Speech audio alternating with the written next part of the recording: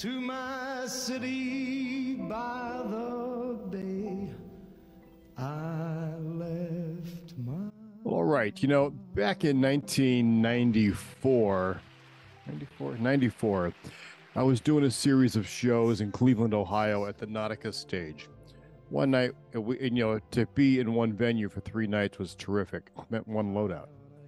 So the first night we had Sarah McLachlan, and the second night was a riot with a bunch of heavy metal, not heavy metal stuff, but bunch of groups that were popular at the time. Pretty good sized riot. It was ugly. And then the next night, the third night, we had Tony Bennett. Right now, I didn't know anything about Tony Bennett other than the fact that he was a crooner. He was a guy that he was Frank Sinatra's favorite singer. That I knew, and that was the only thing I knew about him. So they show up there, and it's a piano, and it's a drum kit, and it's an upright bass. Piano, drum. He didn't have a guitarist at the time. And the front of house mixer, Vance, had spent a lot of time down in Brazil where they only used one kind of microphone for the shows. And that was the SM58. So every mic was a 58, which I found very bizarre.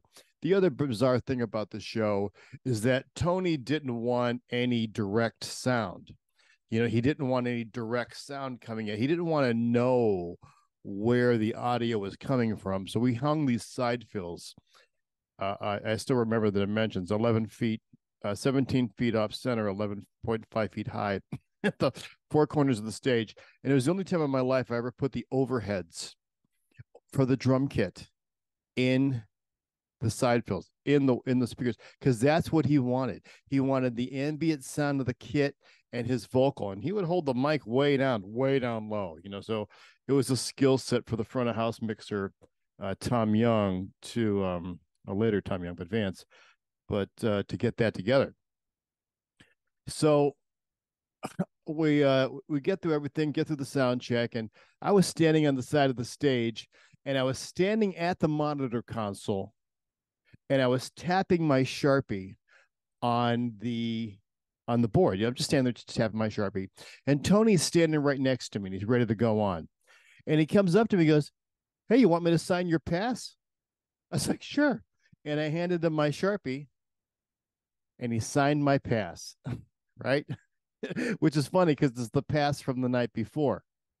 This is my only autograph that I have from any rock star celebrity anywhere, because I never, ever, ever, ever ask for or accept an autograph or a picture taken with me and the artist. And the reason that is because it changes the dynamic between me and the artist.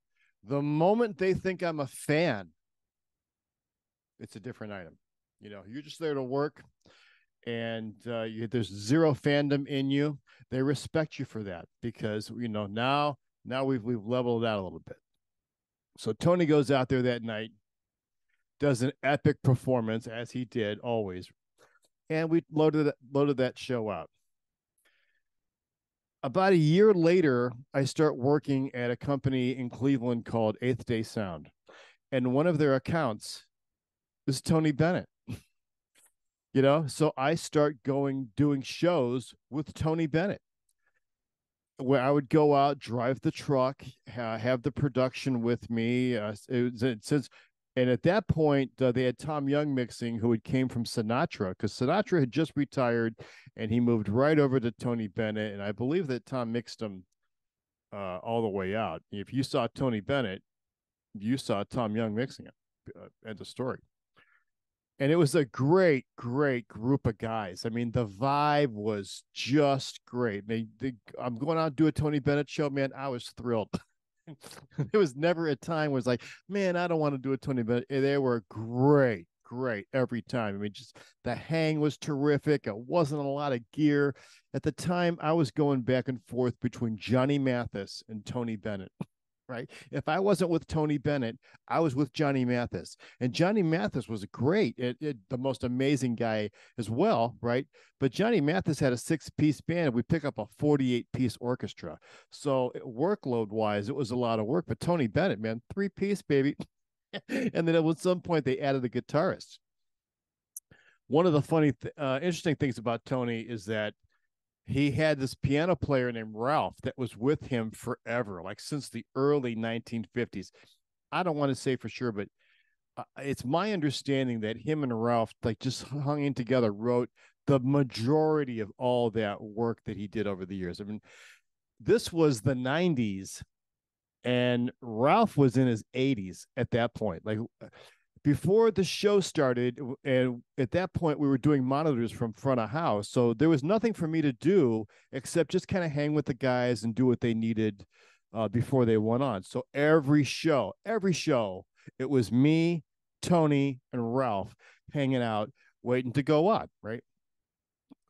And one time we were at this gig, and there was this woman, old woman waving to Ralph to come over to the barricade line, right? He goes over there. She goes, "Don't you remember me? I'm Dolores. You used to fuck me when I was 15.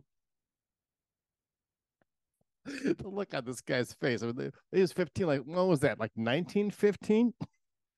You know, it was really funny. But one of my favorite Tony Bennett moments was we were doing a gig down in DC, and it was some private fancy function thing, right? And me, Tony, and Ralph are standing there, stage left, like we always did, and getting ready to go on, and a big entourage of people come around the corner, and it's President Bill Clinton. And Bill walks right up to Tony, goes, "Hey, Tony, what's happening? Nice to see you. Looking forward to the show." They're shaking hands. And Tony said to him, "Hey, you remember Ralph? Hey, and this is Pete." Tony Bennett just introduced me to the president. It was so surreal, when I shook hands with Bill Clinton, which was weird. And that's the guy that Tony was. Tony was 24/7 cool. He was always cool. And I would end up doing shows with Tony Bennett for 4 different sound companies, and also Radio City Music Hall. Over my span of my career, I've done about 50 shows with Tony Bennett and his camp. And let me tell you something, every one of them were great. Every one of them. And Tony would end the show every night a cappella, which means he would set the mic down on the piano, because he liked to hang in that pocket of the grand piano right there. Old school, baby. Old school. He put that mic down and he would sing a cappella. Look, my hair stand up my leg.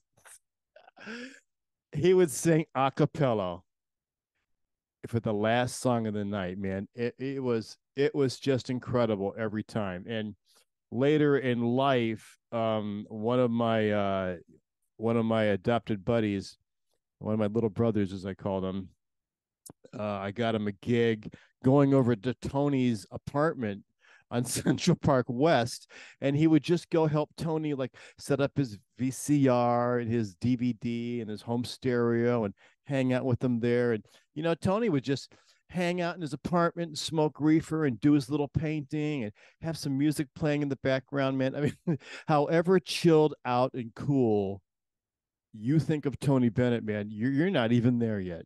He was hands down the nicest guy. He was the coolest motherfucker, man. And wow, just so thankful that in my lifetime I got to meet Tony Bennett. I got to hang out with Tony Bennett and just be a part of some amazing, amazing shows. Believe me, that they will there will never ever be another Tony Bennett. Fly me to the moon. Let me play among the stars. Let me know what's